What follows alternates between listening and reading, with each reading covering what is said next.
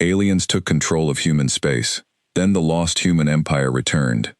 The sky over Kesh Colony was always gray, not because of clouds, but because of the giant ships that hung above the city like dark clouds made of metal.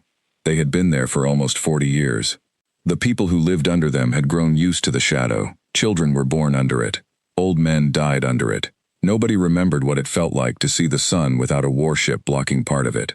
Mira Chen walked through the lower streets of Kesh Colony, with her tool bag over her shoulder. She was 26 years old, thin from years of small meals. With short black hair she cut herself, because barbers cost credits she did not have. She worked as a scavenger.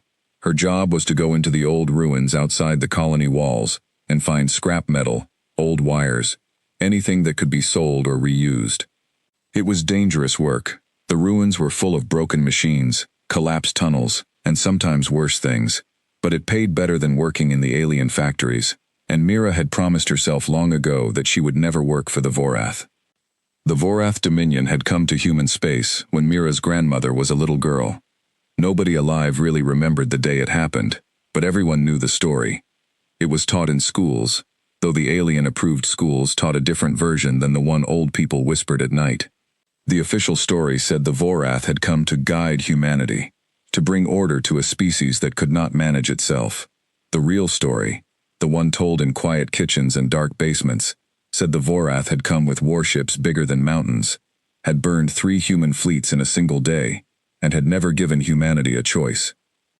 Since then, humans lived under Vorath rule. Every colony had a Vorath governor. Every ship needed a Vorath permit to fly.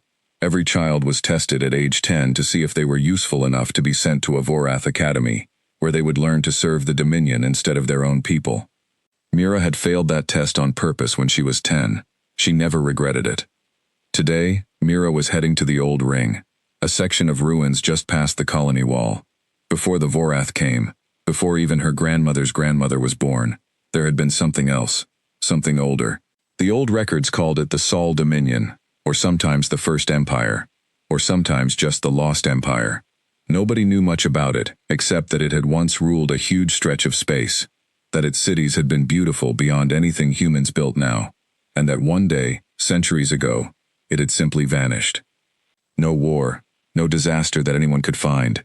It was just gone, and human space fell into smaller pieces, until the Vorath found those pieces and swallowed them whole. The old ring was full of pieces from that lost empire, broken towers, strange metal that never rusted, doors that still worked after 1,000 years, if you knew how to touch them. Mira loved coming here, even though it scared her a little. It felt like walking through a giant's house after the giant had disappeared. She reached the edge of the ruins, just as the sun began to set behind the Vorath warships. The light turned orange and pink around their dark shapes, making them look almost pretty, which Mira always found strange. Something so cruel should not be allowed to look beautiful. She climbed over a fallen wall and made her way into a part of the ruins she had not explored before. It was a section that had been buried under rock and dust until a storm last week had shifted things around. She could see a doorway, half open, with strange writing above it. The writing was not in any human language she knew, but it also was not Vorath script. It was older, rounder. It almost looked like it was made of light instead of ink. Mira turned on her wrist lamp and stepped inside. The room beyond the door was small, round, and completely untouched by dust or time. That alone told her something important. Nothing stayed clean for 1,000 years unless it was protected by something. In the center of the room was a pedestal, and on the pedestal was a small object, about the size of her fist, shaped like a teardrop, glowing faintly blue. She had scavenged enough alien tech to know she should be careful. She reached out slowly and picked it up. It was warm. Not hot, just warm, like it was alive. The moment her hand closed around it, lights appeared in the air above the pedestal. Not physical lights, but a picture, like a hologram, though far more detailed than any hologram Mira had ever seen the Vorath use. The picture showed stars. Then it showed a shape moving through the stars, a fleet, hundreds of ships, all with the same design as the ruins around her.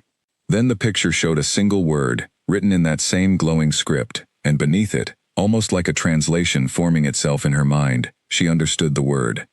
Sentinel. The hologram flickered and vanished. The teardrop object in her hand pulsed once, brighter, and then dimmed to almost nothing. Mira stood there for a long moment, her heart pounding. She did not fully understand what she had just seen, but she understood one thing clearly. This was not scrap. This was not something to sell for a few credits in the black market. This was something important, something that had been sleeping in this room for a very long time, and it had just woken up because she touched it.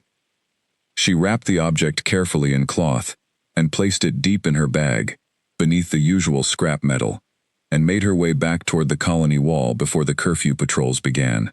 She did not know it yet, but the object she carried had just sent a signal, one that had been waiting 1,000 years to be sent, out into the deep dark beyond human space, towards something that was about to wake up. That same night, far beyond the edge of what humans still called their space, in a region of stars that even the Vorath had never fully explored, something stirred in the dark. It had been sleeping for 1,037 years, though it did not measure time the way humans did. It was not a planet, though it was large enough to be mistaken for one from far away. It was not a single ship, though it was built like one. It was a fleet, hundreds of vessels locked together in a formation so old that dust had settled across their outer hulls like a thin gray blanket. At the very center of the formation was a ship larger than all the others, shaped like a spear, silent and dark for over 1,000 years. Deep inside that spear-shaped ship, in a chamber lit by only the faintest blue glow, a system that had waited patiently through 1,000 years of silence finally received the signal it had been built to wait for. A signal sent from a small device in the hands of a scavenger girl on a colony called Kesh, thousands of light years away. Lights began to turn on, one by one, through the corridors of the great ship. Systems that had not run in over a millennium slowly came back to life, humming softly at first, then growing stronger. In a chamber near the heart of the ship, a pod that looked like a coffin made of light began to open. Frost rose from its surface like steam. Inside the pod, a man opened his eyes for the first time in over 1,000 years. His name, once, had been Kaiden Voss. He had been a soldier, then a commander, then something more, back when the Sol Dominion still ruled the stars. He did not remember yet why he had gone to sleep, or why his entire fleet had gone to sleep with him, locked away in the dark on the edge of known space. But as his mind slowly cleared, and the ship's ancient systems began to speak to him in a calm, familiar voice, he began to remember. They had not vanished by accident. They had not been destroyed. They had chosen to sleep, all those centuries ago, waiting for a signal that would tell them humanity needed them again. A signal built into the beacons they had hidden across 1,000 worlds, in ruins that time would bury and humans would forget, waiting for the day their scattered descendants stumbled upon one and, without knowing it, called their ancestors home. That day had finally come. Kaiden Voss rose from the pod slowly, his body weak from 1,000 years of sleep, but his mind sharp and clear. He looked out through the chamber's viewport at the stars beyond, stars he had once called home, stars that were now, he could already sense from the fragments of data his ship had gathered while he slept, ruled by something else. Something that was not human. He clenched his jaw. 1,000 years was a long time. But some things did not change. Humanity was his people, wherever they were, whatever had happened to them, and if something had taken their space from them, then it was time for the Sentinel fleet to wake fully and take it back. He turned to the ship's ancient mind, speaking in a voice rough from disuse. "Wake the fleet," he said, "all of it, and show me what has happened to my people while I slept." Back on Kesh Colony, Mira did not sleep that night. She sat in her small apartment, the strange object hidden beneath her floorboards, and stared at the ceiling for hours. She did not know what she had found. She did not know that, far away, an entire fleet was waking because of her. All she knew was that something had changed, deep in her chest, a feeling she had not felt in years. Hope. The next morning, the Vorath patrols were unusually active in the streets. Armored soldiers moved in tight groups, scanning devices in their clawed hands, checking every human they passed. Mira kept her head down and walked to the scrapyard where she sold her finds, trying to look as normal as possible, even though her heart was pounding. The scrap dealer, an old man named Denny who had lost 2 fingers to a Vorath punishment years ago, looked at her carefully as she approached his stall. He always seemed to know when something was wrong. "You look like you saw a ghost," he said quietly, glancing around to make sure no patrols were close enough to hear. Maybe I did, Mira said. Denny's eyes narrowed. He leaned in closer. The old stories, he whispered. The ones about the lost empire. You know them? Mira nodded slowly. My grandfather used to say they'd come back one day, Denny said. Said it was written somewhere, in old machines nobody could read anymore. Said the Vorath were scared of it, scared enough that they hunted down anyone who talked about it too loudly. He paused, studying her face. You found something out there, didn't you? Mira did not answer right away. She looked around the scrapyard, at the gray sky, at the shadow of the warships above them, at the tired faces of the humans working around her, people who had never known freedom in their entire lives. I don't know what I found, she finally said, but I think something's coming. Denny was quiet for a long moment. Then, very softly, he said the words that so many humans had whispered in secret for generations, words that had once been just a story, a hope passed down through hard times, but that now, for the first time in 1,000 years, might actually be true. Then maybe it's finally time. Far above the gray sky of Kesh Colony, inside the command deck of a Vorath warship, an alien commander named Threl Kazoth stared at a report that had just come in from the deep sensor arrays at the edge of Dominion space. His large yellow eyes narrowed as he read the data again, certain there had to be some kind of error. Unknown energy signatures, massive in scale, moving toward Dominion territory from a region of space that had been marked as empty, uninhabited, harmless, for as long as the Vorath had held these stars. Threl called for his second-in-command, a younger officer named Vashna, who arrived quickly, sensing the tension in her superior's voice. Sir? She asked. Threl turned the display toward her. Tell me what you see. Vashna studied the readings, and her confident expression slowly faded into confusion, then concern. That can't be right. Nothing lives out there. Nothing has ever come from that region. That is what I thought as well, Threl said quietly. And yet, here it is. He stood, walking to the viewport, staring out at the stars beyond, stars his people had ruled for 4 decades without serious challenge. Something in his chest, something old and instinctive, told him that whatever was coming, it was not going to be simple. Send word to High Command, he said. Tell them we may have a problem, a very old one. Far below, on the gray streets of Kesh Colony, Mira Chen walked home, with the weight of the object still hidden in her bag, unaware of exactly how much she had started, but certain, deep in her heart, that things were never going to be the same again. 3 days after Mira found the glowing object in the ruins, the Vorath patrols on Kesh Colony doubled in number. Nobody told the humans why. Nobody ever explained anything to the humans. But everyone could feel that something had changed. The alien soldiers walked faster now, spoke to each other in short, sharp bursts, and looked up at the sky more often than usual, as if they were expecting something to fall from it. Mira kept the teardrop object hidden beneath the loose floorboard in her apartment, wrapped in cloth, wrapped again in an old shirt, buried under a small box of tools, so it would not be the first thing anyone saw if her home was ever searched. She had not touched it since that night in the ruins. She was afraid to. Whatever it was, it had done something big, and she did not fully understand what. She kept working, kept scavenging, kept trying to look normal, but her mind kept drifting back to the picture the object had shown her, the stars, the fleet, the word that had appeared in her mind like a whisper from somewhere very far away. Sentinel. She had heard that word before, actually. Not often, but sometimes, in the old stories her grandmother used to tell her when she was very small, before her grandmother had been taken to a labor camp for re-education and never came back. Her grandmother used to talk about the old empire, the one before the Vorath, and sometimes she used that word, sentinel, though Mira had always thought it was just a made-up name from a bedtime story. Now she was not so sure it was just a story. Far beyond the edge of Dominion space, the fleet that had slept for over 1,000 years was fully awake. Ship by ship, the Sentinel Armada came back to life, engines warming after a millennium of cold silence, weapon systems running diagnostics for the first time in generations, crew chambers slowly filling with light as the automated systems prepared for a crew that no longer existed. That was the hardest truth Kaiden Voss had to face in his first days awake. The fleet had been built to carry tens of thousands of soldiers, engineers, and officers, but only a small number of stasis pods had actually been occupied when the fleet went to sleep.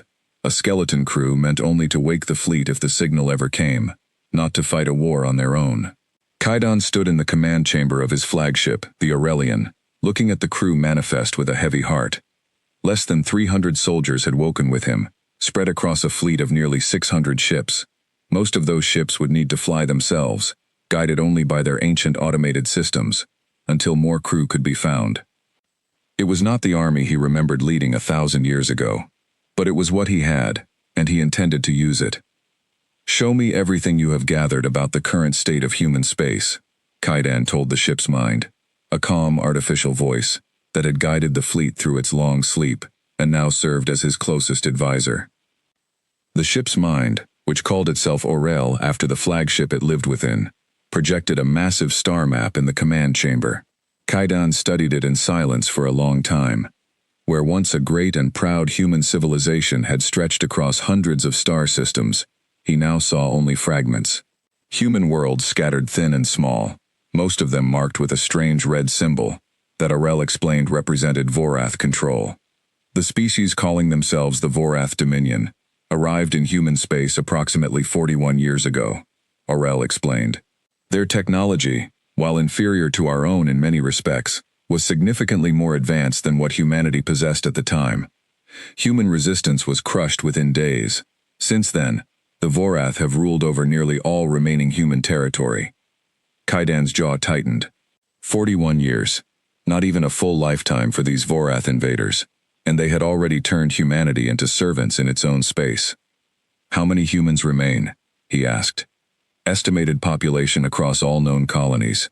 Approximately 11 billion, Aurel replied. Though exact numbers are difficult to determine given restricted Vorath data access. 11 billion humans, living under alien rule, with no idea that help had just woken up at the edge of their space. Kaidan looked at the star map again, at the small red world marked Kesh Colony, the source of the signal that had woken his entire fleet. He did not know the name of the person who had sent it, but he felt he owed them something important. "Set a course," he said, slow, careful. "I want scouts sent ahead first, small ships, quiet ones. I want to know exactly what we are dealing with before the entire fleet arrives. The Vorath have had 41 years to grow comfortable. Let us not give them warning before we are ready." "Understood," Aurel replied. "Scout vessels will be prepared within the hour." Kaidan turned to the small group of soldiers who had gathered in the command chamber, the officers who had woken alongside him. They looked tired, uncertain, some of them clearly still shaken from the shock of waking 1,000 years after they expected to. But there was also something else in their eyes: anger, determination, the same fire Kaidan felt in his own chest. 1,000 years ago, Kaidan said, his voice carrying through the chamber, our ancestors made a choice.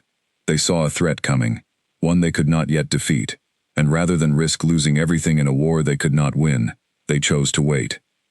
To sleep, to let humanity scatter and grow on its own, protected by distance and time, until the day came that we were needed again. He paused, looking at each of them in turn. That day has come. Our people are enslaved. Our space has been taken, and we are the only ones who remember what humanity once was, and what it can be again.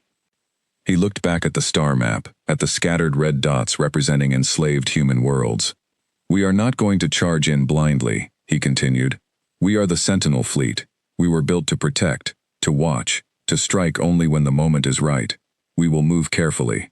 We will learn our enemy, and when we are ready, we will remind the galaxy why humanity was never meant to kneel." The small crowd of soldiers straightened at his words, a quiet murmur of agreement passing through them. It was not a large force. It was not the mighty empire it had once been. But it was a beginning. Back on Kesh Colony, Mira Chen sat in Denny's scrapyard shop after closing hours, the old man locking the door behind her carefully before turning to face her with serious eyes. "Tell me exactly what happened," Denny said. "Everything," Mira told him. The ruins, the hidden room, the teardrop object, the picture of the fleet, the word that had appeared in her mind. Denny listened without interrupting, his weathered face growing more serious with every detail. When she finished, he was quiet for a long moment, rubbing his chin with his remaining fingers. You need to understand something, he finally said. The Vorath are not stupid. If something like this is real, if the old empire really is out there, and really is waking up, the Vorath will know eventually. Their sensors are better than ours. Their spies are everywhere. And when they figure out what's happening, they are not going to sit and wait to see what happens. They're going to hunt down anyone who might know something, anyone who might be connected to it. Mira felt a cold chill run down her spine. You think they'll come after me? I think, Denny said slowly, that you need to be very, very careful. And I think you need to talk to some people I know. People who have been waiting a long time for something like this. Over the next 2 days, Denny quietly arranged a meeting. He told Mira almost nothing about who she would be meeting, only that it was dangerous, that she needed to trust him, and that if she truly believed the old empire was returning, these were people who deserved to know. The meeting took place in an abandoned maintenance tunnel beneath the colony, far from any patrol routes. Mira arrived nervous, her tool bag over her shoulder as always, though this time it held nothing but the wrapped teardrop object. Waiting for her in the dim tunnel light was a small group of people, no more than 6, dressed in worn work clothes like hers. At the center of the group stood a tall man with a scar across his left cheek and eyes that looked far older than the rest of his face. He introduced himself simply as Eric. Denny tells us you found something, Eric said, his voice low and careful. Something from the old ruins. Mira hesitated only a moment before pulling the wrapped object from her bag and unwrapping it carefully. The teardrop shape glowed faintly blue in the dim tunnel light, and several of the people around Eric drew in sharp breaths at the sight of it. That's a beacon, one of the older women in the group whispered. I've only ever seen drawings of one. My grandfather was part of the resistance, back before I was born. He used to talk about legends like this. Eric stepped closer, studying the object without touching it. What does it do? Mira explained what had happened, the vision it had shown her, the word sentinel. Eric listened with the same careful intensity Denny had shown, and when she finished, he was quiet for a long moment, staring at the glowing object in her hands. There have always been stories, he finally said. Since before I was born, stories about an old human empire that vanished long before the Vorath ever came. Some people said they were destroyed. Some said they left this part of the galaxy entirely. But there were always a few, the old ones, who insisted they were just sleeping, waiting. He looked up at Mira, and for the first time since she had arrived, she saw something like hope in his scarred face. If what you're saying is true, if you really woke something up out there, then everything we've been fighting for in secret for years might finally have a chance. What do we do now? Mira asked. Eric was quiet for a moment, thinking. We wait, and we watch. If something really is coming, the Vorath will notice it before we do. Their sensors reach farther than ours ever could. We need to know what they know, and we need to be ready to move the moment things start to change. He looked around at the small group gathered in the tunnel. This is bigger than any of us. If the Empire really is returning, we can't just sit in the shadows anymore. We need to start preparing our people, quietly, carefully, but we need to start. High above the colony, in the command deck of the Vorath warship, Commander Threll Kazoth received the report he had been dreading since the first strange readings appeared 3 days earlier. A scout vessel, small and difficult to detect, had been spotted at the very edge of Dominion sensor range, near the border of the region his people had always considered empty and lifeless. The vessel's design matched nothing in the Vorath databases. Its construction, according to the sensor analysis, appeared to be extremely old, though its systems were somehow still functioning at a level that matched or exceeded current Vorath technology. Threll stared at the image of the strange scout ship on his display for a long time, before finally speaking. Contact High Command, he said quietly. Tell them the old warnings were true.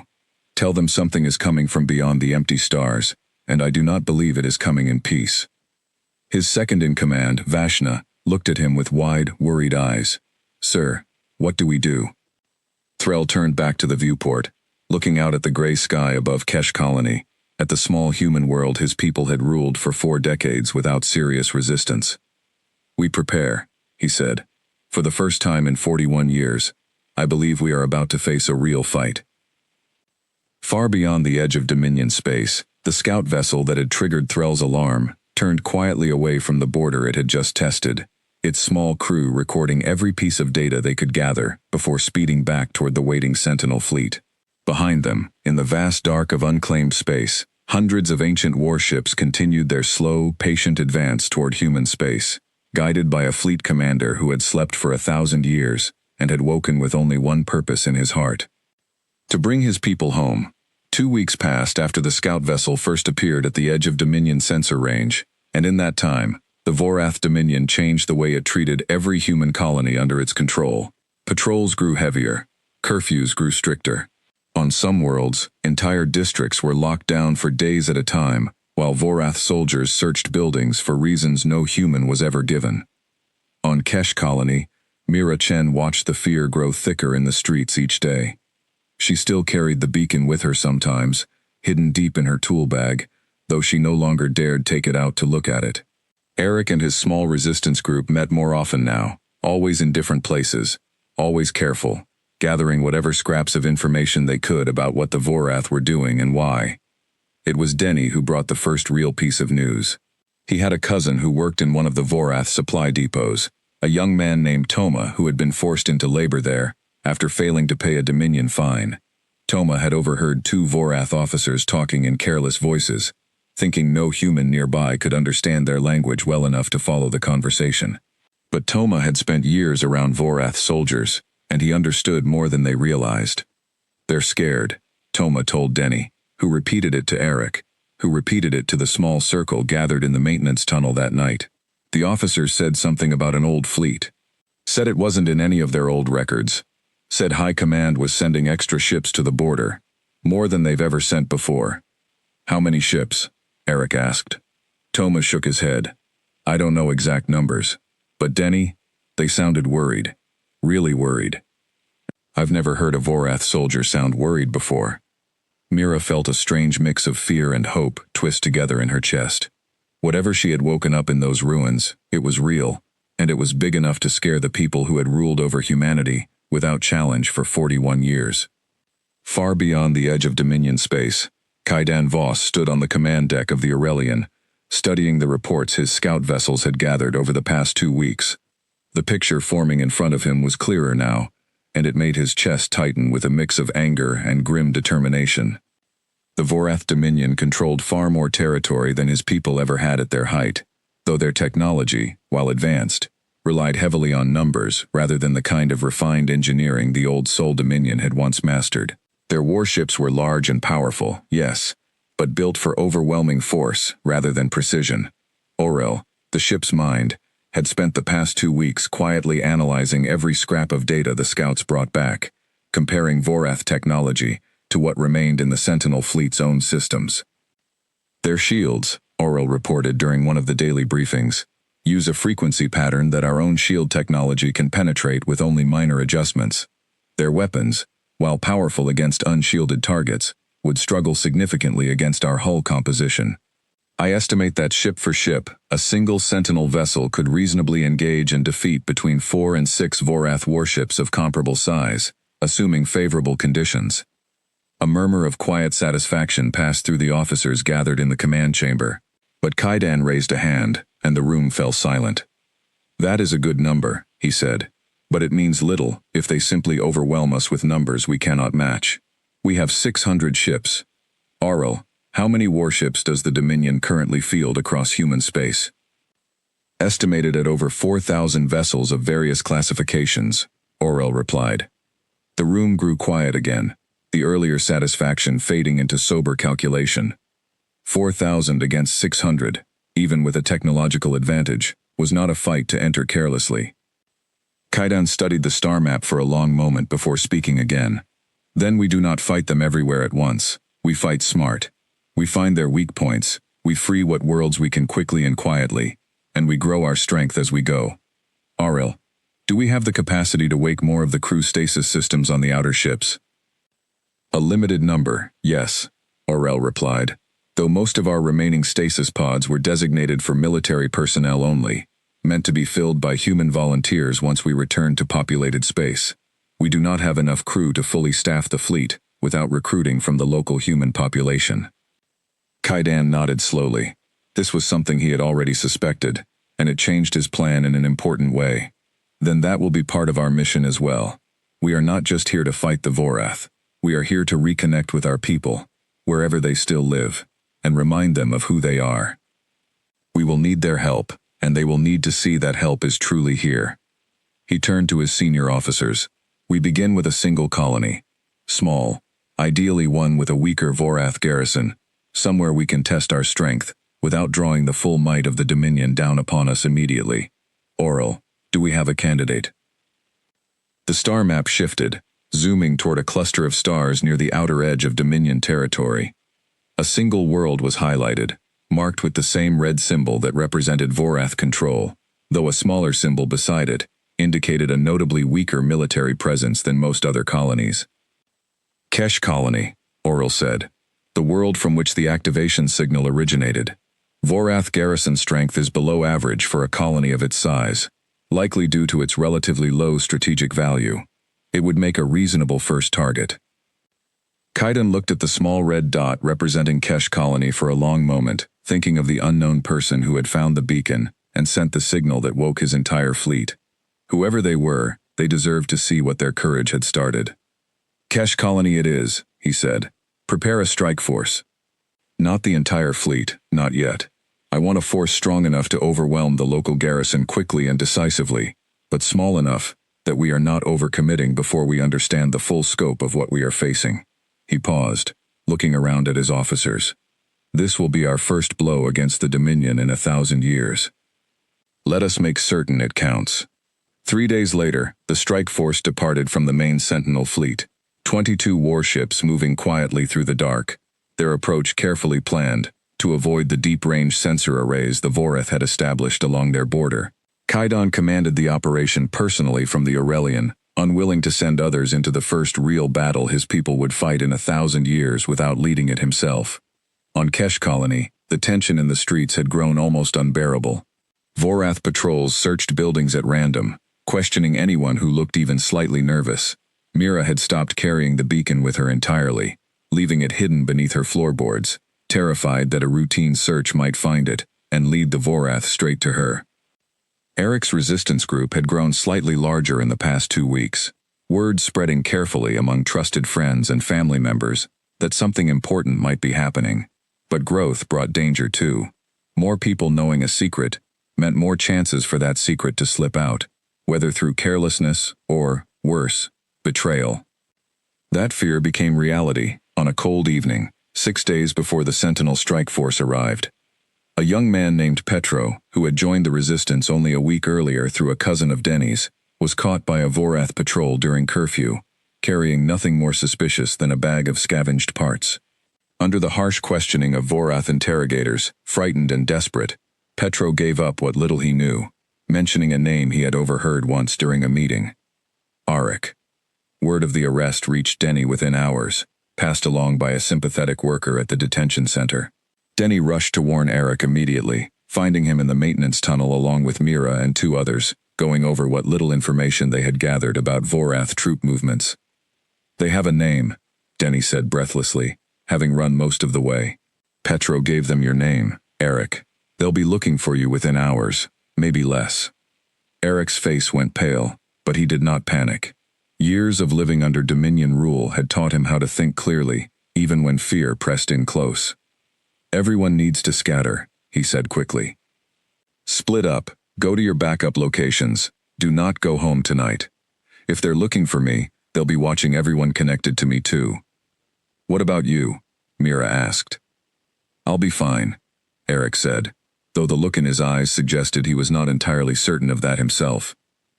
Go, Mira. Take the beacon somewhere safe, somewhere they won't think to look. If something happens to me, someone still needs to know what's coming. The group scattered into the dark tunnels beneath the colony, each person heading toward whatever safety they could find. Mira ran through the maintenance passages toward her apartment, her heart pounding, desperate to retrieve the beacon before it was too late. She was still 3 streets away when she heard the sirens. Vorath patrol vehicles, their harsh mechanical wail cutting through the night air, converging on the district where Eric had been hiding. Mira ducked into a shadowed alley, watching from a distance, as armored soldiers swarmed the maintenance tunnel entrance, weapons ready. moving with the practiced efficiency of a force that had done this many times before. She did not see what happened to Eric. She only saw the soldiers emerge some time later, dragging a figure between them, and though the distance was too great to be certain, something in the shape of his shoulders told her it was him. Mira pressed herself against the cold alley wall, tears stinging her eyes, fear and grief and anger, all tangled together in her chest. She stayed hidden until the patrol vehicles finally left, carrying their prisoner toward whatever fate awaited him in the Dominion detention facilities. It was in that moment of grief and fear, crouched alone in a dark alley beneath the gray Kesh sky, that Mira Chen made a decision. She would not let this be the end. Whatever was coming, whatever the beacon had woken, she would make sure Eric's sacrifice, and the sacrifices of everyone who had trusted her with this secret, would not be wasted. She made her way back to her apartment through side streets and shadows, retrieved the hidden beacon from beneath the floorboards, and held it tightly in her hands, staring at its faint blue glow. "Please," she whispered into the darkness of her small room, not entirely sure who or what she was speaking to. "Please hurry." 2 days later, far above Kesh Colony, the sky that had been gray and heavy with Vorath warships for 41 years, suddenly filled with new light. 22 ships, sleek and ancient and unlike anything the colony had ever seen, dropped out of hidden space, directly above the Vorath garrison fleet, weapons already charging before the stunned Dominion crews could fully register what was happening. Kaidan Voss stood on the command deck of the Aurelian, watching the small Vorath garrison scramble into a defensive formation far too slowly, far too late. He felt no joy in what was about to happen, only a grim sense of purpose that had waited 1,000 years to be fulfilled. "Open a channel to the colony," he told Arel, his voice steady and clear. "Let them see who has come." "Channel open," Arel replied. Kaidan straightened, looking directly into the small camera that would carry his image to every screen and communication device across Kesh Colony, both human and Vorath alike. "People of Kesh," he said, his voice carrying a weight that seemed to fill the entire command chamber. "My name is Kaidan Voss, commander of the Sentinel Fleet, servant of the sole dominion that once ruled these stars. 1,000 years ago, we chose to sleep, waiting for the day our people would need us again." He paused, looking out at the small, gray colony below, at the shadow that had darkened its sky for 41 long years. "That day has come. We have returned, and we are not leaving until every human world stands free again." Below, in the streets of Kesh Colony, humans poured out of their homes despite the danger, staring up at the sky, where strange new ships had appeared, engaging the Vorath garrison in a battle unlike anything the colony had ever witnessed. Weapons fire lit the gray sky in brilliant flashes, as the ancient sentinel ships moved with a grace and precision the lumbering Vorath vessels could not match. Mira stood among the crowd, tears streaming down her face, watching the battle unfold above her, watching the shadow that had hung over her entire life finally begin to break apart. The lost empire had returned, and the fight for human space had truly begun. The battle above Kesh Colony lasted less than 20 minutes, though to the humans watching from below, it felt like it stretched on for hours. The Vorath garrison, caught completely by surprise, fought with the desperate energy of soldiers who had never expected to face a real fight in their comfortable posting. It was not enough. The 22 sentinel ships moved through the Vorath formation with terrible precision, their weapons cutting through shields that had never been tested against anything so advanced, their ancient hulls shrugging off return fire that would have crippled a lesser vessel. By the time the last Vorath ship either fled into hidden space or was disabled and left drifting, the sky above Kesh Colony had changed for the first time in 41 years. The dark shadows of Vorath warships were gone, replaced by the sleek silver shapes of the Sentinel fleet, hanging in orbit like guardians finally come home. Kaidan Voss did not waste time celebrating. Even as the last of the fighting ended, he was already giving orders, directing shuttles down to the colony surface, sending medical teams to help any humans who had been caught in the crossfire, and dispatching a small diplomatic party to make contact with whatever local human leadership still existed. Mira watched from the crowded street as one of the Sentinel shuttles descended toward the colony's main square, its landing gear extending smoothly as it settled onto the cracked pavement. A ramp lowered, and a group of soldiers emerged, dressed in dark gray armor that looked both ancient and somehow more elegant than anything the Vorath wore. At the front of the group walked a tall man with graying hair and sharp, careful eyes, who Mira would later learn was Kaidan Voss himself, having chosen to lead the first contact personally. The crowd around Mira grew quiet as the soldiers approached, a mixture of fear and awe on every face. 41 years of Vorath rule had taught humans to be cautious around any armed force, even one that had just saved them. Kaidan stopped a short distance from the crowd and raised his hands slowly, palms open, a gesture of peace that seemed to translate across even 1,000 years of separation. "We are not here to rule you," he said, his voice carrying clearly across the square. "We are here to free you. I know that is a promise. You have little reason to trust, not after everything the Vorath have done. But I ask you to give us the chance to prove it." For a long moment, nobody spoke. Then, from somewhere in the crowd, an old woman stepped forward, her back bent with age, her eyes wet with tears. "My grandfather used to tell us stories," she said, her voice shaking, "about the old empire, about the sentinels who would come back one day." She looked up at Kaidan, with an expression of disbelief and hope tangled together. "Is it really true? Have you really come back?" Kaidan knelt slightly, bringing himself closer to her eye level, a small gesture of respect that seemed to mean more to the old woman than any grand speech could have. "It's true," he said gently. "We are sorry it took so long." The crowd erupted then, not in violence, but in a wave of emotion that had been building for 41 years, finally breaking free. Some people wept openly, others cheered. A few simply stood in stunned silence, unable to fully process that the shadow over their sky was finally gone.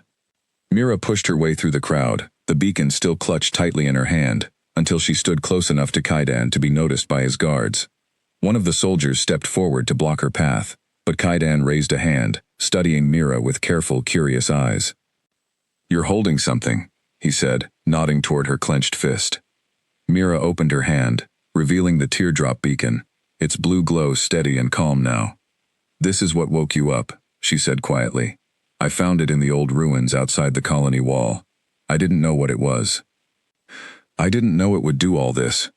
Kaidan's expression shifted, something complicated passing behind his eyes, gratitude and sorrow, and a kind of weary relief, all at once. "What is your name?" he asked. "Mira. Mira Chen. Mira Chen," Kaidan repeated softly, as if committing it to memory.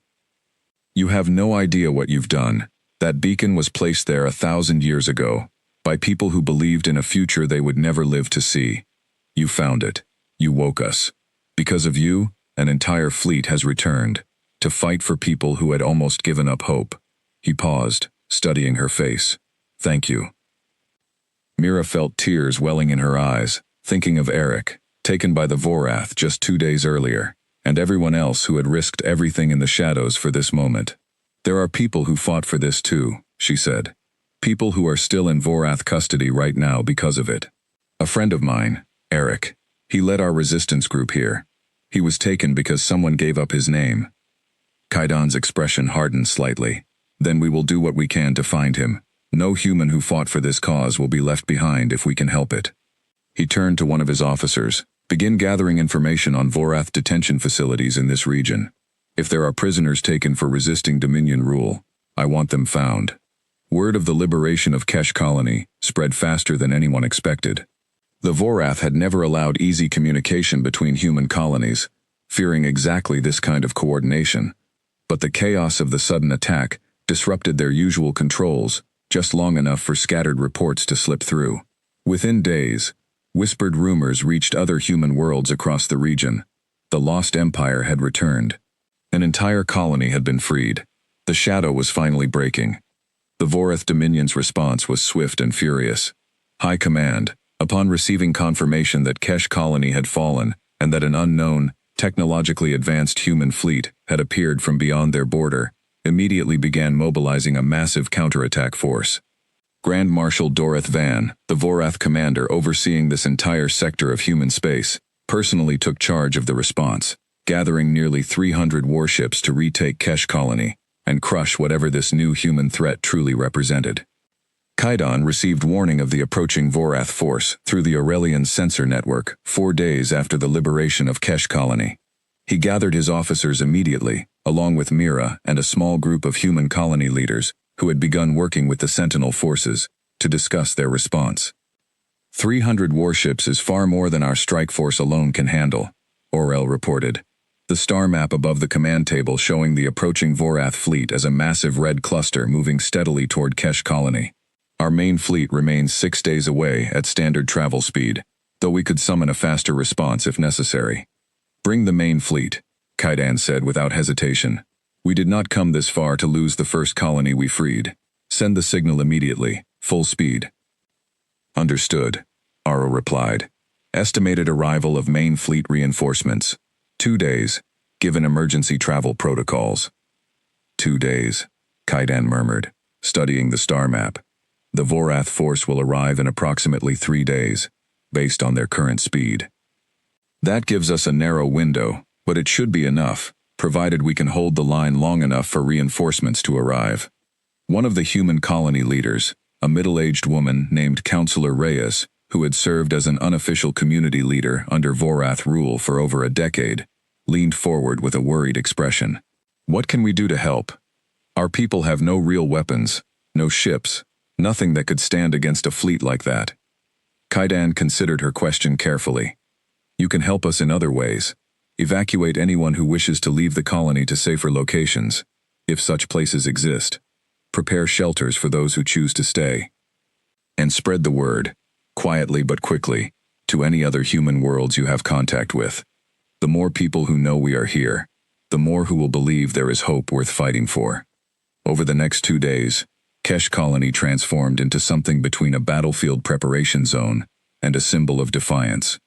Human volunteers, inspired by the sudden arrival of hope after decades of despair, worked alongside Sentinel engineers to reinforce colony defenses, prepare shelters, and organize evacuation routes for those who wished to leave. Mira found herself constantly busy, acting as an informal liaison between the human population and the Sentinel forces, her unique position as the one who had found the beacon giving her a strange kind of authority she had never expected or wanted. She also learned, through careful inquiries made by Sentinel intelligence officers, that Eric was being held at a Vorath detention facility roughly 2 days' travel from Kesh colony, a grim fortress world used to process and punish resistance members across the sector. The news brought Mira both relief, knowing he was alive, and deep worry, knowing what Vorath detention facilities were known to do to their prisoners. We cannot spare forces to attempt a rescue right now, Kaidan told her honestly, when she brought the information to him. Not with the Dominion counterattack bearing down on us. I am sorry, Mira. I know that is not what you want to hear. I understand, Mira said, though the words tasted bitter in her mouth. Just promise me we won't forget about him. About all of them. I promise, Kaidan said, and something in his steady, tired eyes told her he meant it. 3 days after the liberation of Kesh colony, the Vorath counterattack fleet dropped out of hidden space at the edge of the system. Nearly 300 warships spreading into a massive attack formation that darkened the stars themselves.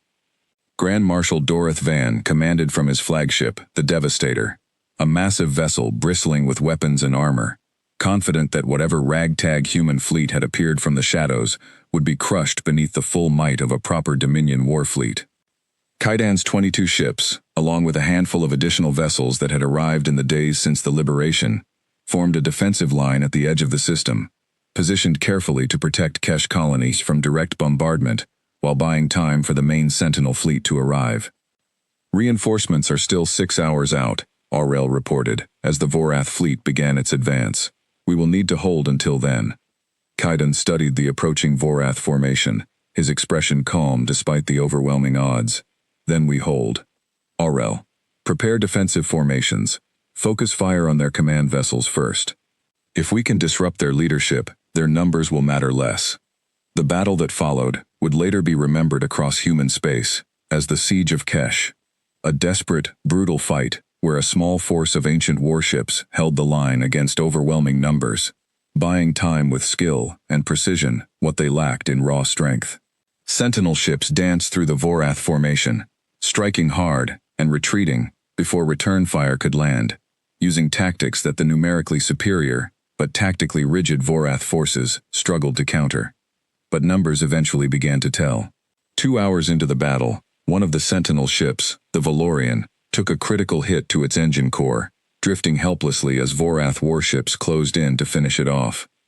Kaidan watched the tactical display with a tight jaw, knowing he could not spare ships to save the Valorian, without weakening the defensive line elsewhere. "Sir," one of his officers said urgently, "the Valorian's crew has requested permission to attempt a self-destruct sequence, taking as many enemy ships with them as possible." Kaidan closed his eyes for a brief moment, the weight of command settling heavily on his shoulders. This was the cost of war, a cost he had hoped his people would not have to pay again so soon after waking. "Permission granted," he said quietly. Tell them their sacrifice will not be forgotten." The Valorian's destruction, when it came minutes later, took 3 Vorath warships with it, in a brilliant flash of light that was visible even from the surface of Kesh colony below. Mira, watching the battle from a shelter observation post along with dozens of other colonists, felt her heart clench at the sight, understanding on some deep level that people, however few, had just died to protect her world. The battle raged on for 4 more hours, the Sentinel forces slowly being worn down despite their technological advantage, until finally, just as Kaidan began to seriously consider the grim possibility of a full retreat, Aurel's voice cut through the tension of the command chamber. "Main fleet has arrived. All 578 vessels, entering the system now." The tactical display shifted, and Kaidan felt something in his chest loosen for the first time in hours, as the massive Sentinel fleet dropped out of hidden space, directly behind the Vorath attack formation, weapons already charged and ready. Grand Marshal Dorith Van, watching his own tactical display aboard the Devastator, felt a cold wave of shock and fear wash over him as he realized the true scale of the force he had underestimated. What he had believed to be a small, isolated threat was in fact only the vanguard of a fleet nearly twice the size of his own, armed with technology his people had no answer for. "Sir," his own second-in-command said urgently. "Orders." Dorith Van stared at the overwhelming display for a long moment, calculating odds he did not like, before finally giving the order he never imagined he would need to give against a human force. "Retreat," he said grimly. "Full retreat. Signal all ships." As the remaining Vorath fleet scattered into hidden space, fleeing the system in disorganized chaos, a cheer rose from the Sentinel command chamber, and from the shelters and streets of Kesh colony below, where humans who had spent 41 years believing they had no hope, watched the last shadow of Dominion power flee their skies. Kaidan allowed himself a small, tired smile as he watched the tactical display clear. The siege of Kesh had been won, but he knew, even as the celebration began around him, that this was only the first battle in a much longer war. "Aurel," he said quietly, "show me the full map of human space. It's time we started planning our next move." News of the siege of Kesh spread across human space like wildfire, faster and farther than even Kaidan Voss had expected. The Vorath Dominion could no longer hide the truth from its human subjects, not after nearly 300 warships had fled from a Sentinel fleet, less than half their number. Whispers turned into open conversations. Fear turned into hope, and hope, as it always does when given enough room to grow, began to turn into action. Over the following months, the Sentinel fleet moved carefully across the sector, liberating colony after colony, always working alongside local human populations, rather than simply conquering territory for themselves. Kaidan insisted on this approach from the very beginning, understanding that his people had not returned to become new rulers, but to help humanity reclaim what had always belonged to them. Mira Chen found herself at the center of much of this effort, her story spreading almost as quickly as the liberation itself. The scavenger girl who had found a beacon in the ruins and woken an empire became something of a symbol across the freed worlds, though she never fully grew comfortable with the attention. She continued working closely with Kaidan and the Sentinel Command, helping coordinate contact with resistance groups on colonies not yet freed, using the networks Eric had helped build before his capture. Eric himself was found 3 months after the siege of Kesh, during the liberation of a colony that housed one of the Vorath's larger detention facilities. He was thinner than Mira remembered, his body bearing new scars from his time in Dominion custody, but his spirit remained unbroken. When Mira found him among the freed prisoners, he managed a tired smile despite everything he had endured. "Told you," he said, his voice rough from disuse. "Told you, it was finally time." The war, however, was far from over. The Vorath Dominion, humiliated and alarmed by their losses, began pulling back forces from across their entire territory, consolidating around their most heavily defended core worlds, including Earth itself, which the Vorath had renamed and claimed as the crown jewel of their human holdings. Grand Marshal Dorith Van, disgraced by his defeat at Kesh but not yet removed from command, argued fiercely with Dominion High Command for a massive counteroffensive, one that would crush the Sentinel fleet once and for all before it could grow any stronger. High Command, still reeling from the shock of facing a genuine military threat for the first time in 41 years, eventually agreed, gathering nearly the entire remaining Dominion battle fleet, over 2,000 warships, for one final, overwhelming assault meant to end the human uprising before it could spread any further. Kaidan received warning of the massing Dominion fleet through a network of human spies and sympathizers that had grown steadily since the liberation of Kesh Colony, ordinary people across dozens of worlds who had begun quietly gathering information and passing it along to Sentinel intelligence officers. The picture that emerged was clear and deeply concerning. The Dominion was preparing to strike at Earth itself, gathering their entire remaining strength there, likely intending to make their final stand at humanity's ancestral homeworld, using its population as leverage and its defenses as a fortress. If they succeed in fortifying Earth completely, Oriel reported during a tense strategy session aboard the Aurelian, any attempt to liberate it will result in massive casualties, both military and civilian. Their current plan appears designed to make Earth impossible to retake without devastating loss of life. Kaidan studied the star map showing Earth, the beautiful blue and green world his ancestors had come from 1,000 years earlier, now marked with the same red symbol of Dominion control as every other enslaved colony, though far more heavily defended than any other world in the sector. "Then we cannot wait for them to finish fortifying," he said finally. "We strike now, before they complete their preparations. It will be a harder fight, but a fight we can still win. If we wait, we may lose the chance entirely." The decision was not made lightly. Kaidan gathered every ship the Sentinel fleet could spare, along with a growing number of human volunteers who had begun training on Sentinel vessels since the liberation began, eager to fight for the freedom of their own people rather than simply waiting to be saved. Mira, despite having no formal military training, insisted on being part of the fleet that would liberate Earth, and after much argument, Kaidan reluctantly agreed to let her serve aboard the Aurelian in a support role, understanding that her presence, as the one who had woken the fleet, meant something important to the human volunteers, who had begun to see her as a symbol of their cause. The Sentinel fleet, now numbering over 800 ships thanks to newly awakened reserves and captured Vorath vessels repurposed for the cause, departed for Earth 3 weeks after the warning of the Dominion's plans first reached Kaidan. It was, by any measure, still a smaller force than the massive Dominion fleet gathering to defend the human homeworld, but it carried something the Vorath could never match: the desperate, unbreakable determination of a people fighting to reclaim everything that had been taken from them. The Battle of Earth, as it would come to be known in the histories written in the years that followed, began on a cold morning above the planet's northern hemisphere, when the Sentinel fleet dropped out of hidden space, directly into the heart of the massed Dominion defenses. It was, without question, the largest and most brutal battle humanity had witnessed in 1,000 years. Over 2,000 Vorath warships clashed against the Sentinel fleet's 800 vessels, in a chaotic storm of weapons fire that lit up the space around Earth like a second sun. Kaidan commanded from the Aurelian's bridge, directing the fleet with the calm precision of a man who had trained for exactly this kind of desperate fight, while Mira worked alongside the ship's communication officers, helping coordinate messages between Sentinel forces and the human resistance cells that had begun rising up across Earth's surface the moment the battle began. On the ground, humans who had lived under Vorath rule their entire lives took up whatever weapons they could find, rising against their occupiers in cities across the planet the moment word spread that the Sentinel fleet had arrived.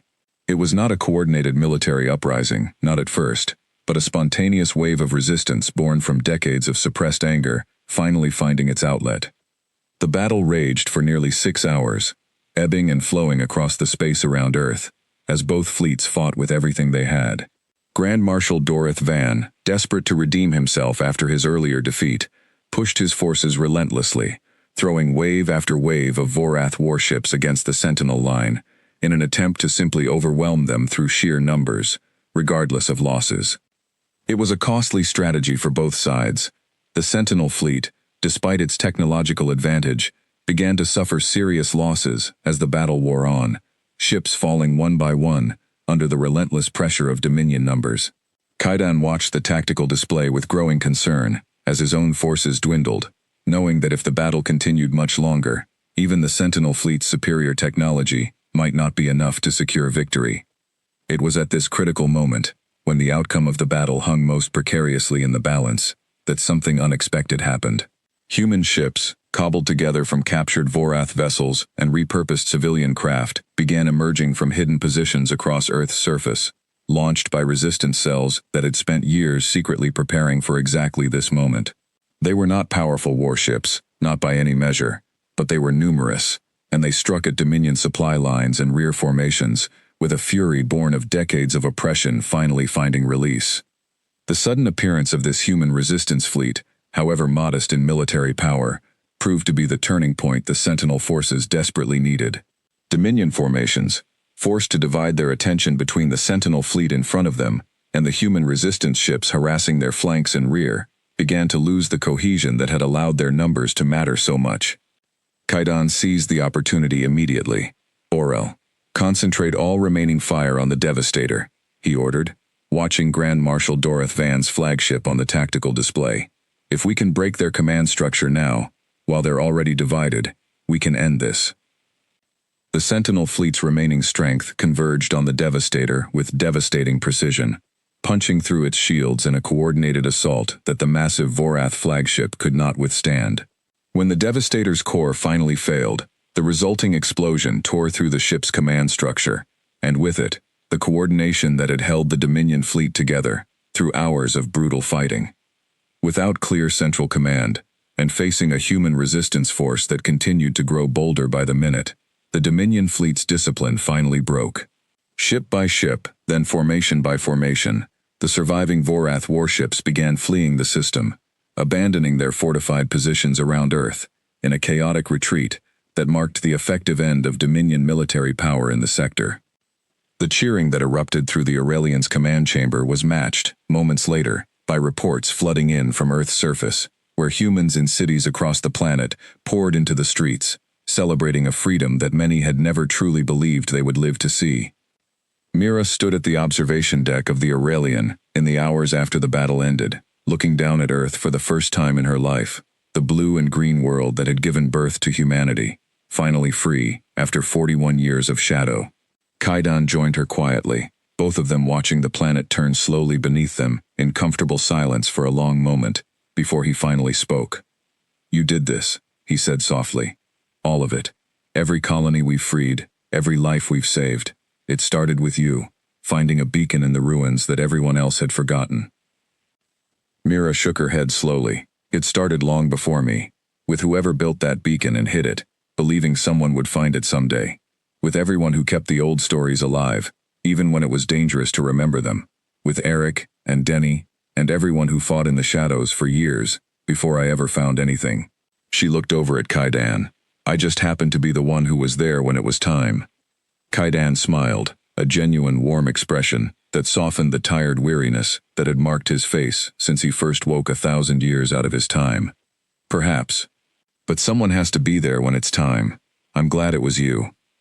In the months and years that followed, the liberation that began with a single scavenger girl finding a forgotten beacon in the ruins outside Kesh Colony spread across the remnants of the Vorath Dominion like an unstoppable tide. World after world rose up, inspired by the victory at Earth, and the Sentinel fleet, growing stronger with each liberated colony, and each new human volunteer who joined its ranks, helped guide humanity back toward the kind of unity and strength it had not known in 1,000 years.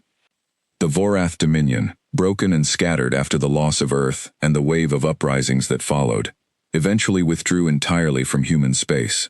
retreating to whatever territories remained under their control far beyond the borders humanity had reclaimed. It was not a perfect peace, and the work of rebuilding what had been broken over 41 years of oppression would take generations to complete. But for the first time in living memory, humanity looked up at its own skies and saw only stars, free of the dark shadow that had hung over them for so long. Kaidan Voss remained as a guiding figure through those early years of rebuilding, though he was always careful to insist that the future belonged to the humans of this new age, not to those who had merely helped them reclaim it. Mira Chen, once a simple scavenger with nothing but a tool bag and a stubborn refusal to serve the Dominion, became one of the leading voices in the new human government that slowly rose from the ashes of Vorath rule, working alongside old friends like Eric and Denny to ensure that the freedom they had fought so hard for would never again be taken for granted. On quiet evenings, when the work of rebuilding allowed for a moment of rest, Mira would sometimes return to the ruins outside what remained of Kesh Colony, standing in the small round room where she had first found the beacon that changed everything. The room was different now, preserved and protected as a memorial to everything that had happened, a reminder of how one small discovery, made by one ordinary person in an extraordinary moment, could change the course of history for an entire species. She would stand there, looking at the empty pedestal where the beacon had once rested, and think of all the people who had come before her, who had believed in a future they would never live to see, who had hidden hope in the dark ruins of a fallen empire, and trusted that someday, someone would find it. The lost empire had returned, the shadow had broken, and humanity, scattered and oppressed for 41 long years, had finally remembered what it meant to be free. The stars above were no longer something to fear. They were, once again, something to reach for.